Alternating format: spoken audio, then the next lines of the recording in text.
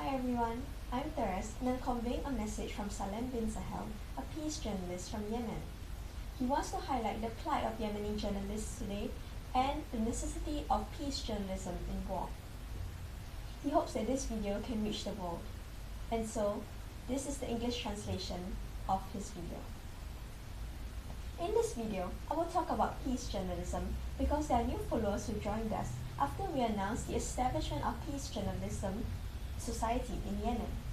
So I want to open up this opportunity to all Arab journalists to learn more about peace journalism and join us. Do you remember World Peace Day 2019? We discussed the challenges and the future of peace journalism, as well as how to make it a reality. The idea came when I posted on my Facebook account my photo with Mr. Martin Griffiths, the UN Secretary General's Special Envoy to Yemen. I gave an opportunity to all my friends to share about their hopes for a new Yemen, which I would then convey to the UN envoy. The amazing thing, everyone was deeply engaged. Astounded inspired me to start a peace journalism platform for Yemen. In all the videos, I will discuss specific high priority topics. In the upcoming video, I will discuss the Yemeni political situation, the transitional phase, and the resumption of peace negotiations. Videos will also capture how we can mobilize journalists and activists for peace building. First, what are the challenges facing the peace press in Yemen? Peace journalism within any society is difficult. It is almost always initially rejected by others. The absence of a culture of peace in our society is a big problem. When you talk about peace, many questions revolve in the minds of the other parties. Who will support this? Who will fund it? What is its goal? This is a fact. Ask any activist and they will tell you about their suffering for their social rejection from their idea of peace in the very beginning. But I have hope in the youth advocates. They love Yemen, they work independently, and they pray with their own money to convey peace, to help those affected by such conflict. On the other hand, peace journalism also struggles to sustain itself. I have this question every time as I meet many independent journalists who suffer from a lack of support and funding. All of you know that the media cannot continue without support. Imaging tools, studios, offices, and furnishing all need money. They need to pay for electricity, the internet, and direct broadcast costs. They need to pay for salaries for employees and workers. They need money. This can only come from constant support. Do you know what the problem is? Parties to the conflict only finance the media that transmit their politics and their ideology.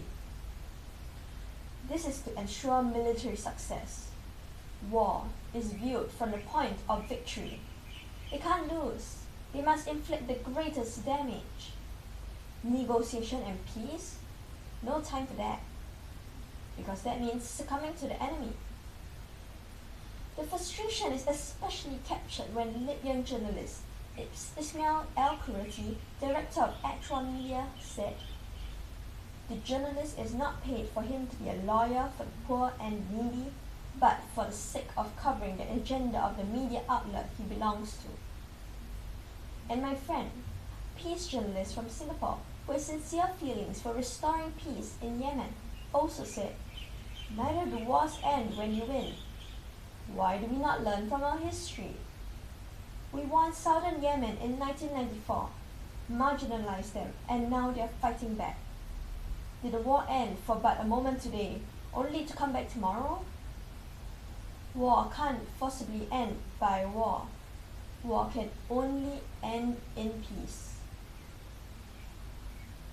When the Arab coalition, led by the Kingdom of Saudi Arabia, participated in the Yemen war, many expected that the Houthis would be quickly defeated.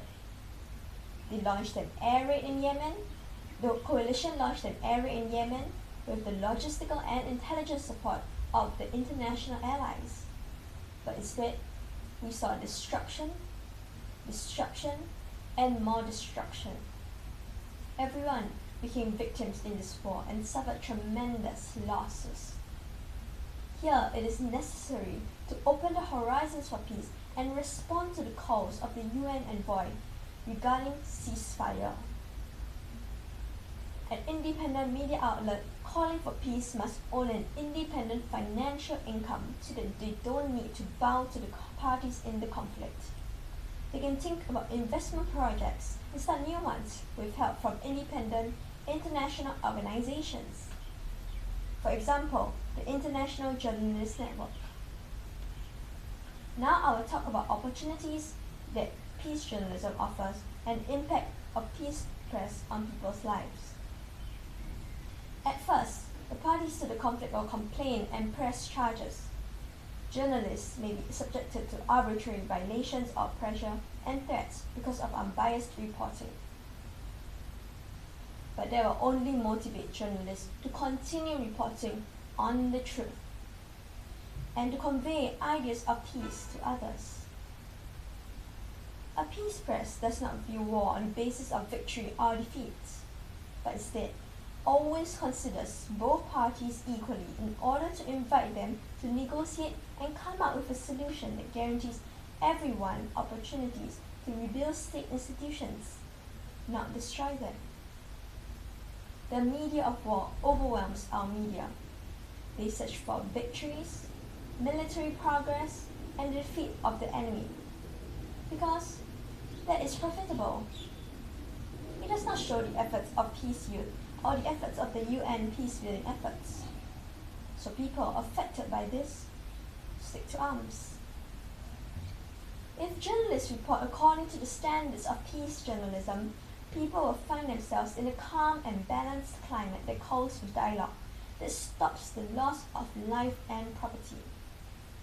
The media of peace accentuates the voice of people who initiate peace. The media of war deprives them of that space.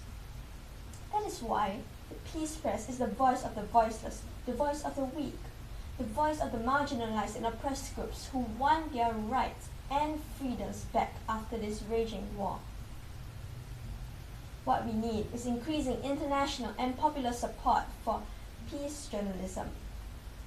The parties to the conflict will then discuss positive solutions that contribute to the rebuilding of state institutions and the end of war. In this moment, the media will achieve its role in exposing corruption, enlightening and educating people on their national and human rights, and cultivating a culture of peace and coexistence for our society.